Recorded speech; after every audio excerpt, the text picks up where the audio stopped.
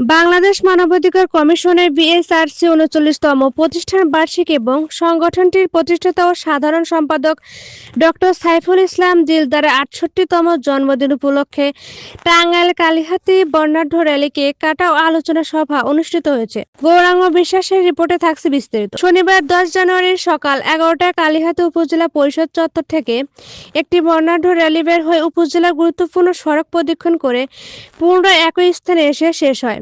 পরে সেখানে এক সংক্ষিপ্ত আলোচনা সভার আয়োজন করা হয়। অনুষ্ঠানে বাংলাদেশ মানবাধিকার কমিশন কালিহাতী উপজেলা শাখার সভাপতি সিনিয়র সাংবাদিক শাহ আলমের সভাপতিত্বে সভা পরিচালনা করেন সাধারণ সম্পাদক আনন্দ মোহন দত্ত। সভার সভাপতির বক্তব্য শাহ আলম বলেন, বাংলাদেশ মানবাধিকার কমিশন দীর্ঘদিন ধরে নিপীড়িত ও বঞ্চিত মানুষের পাশে থেকে কাজ করে যাচ্ছে। ভবিষ্যতেও এই আন্দোলন আরো বেগবান হবে।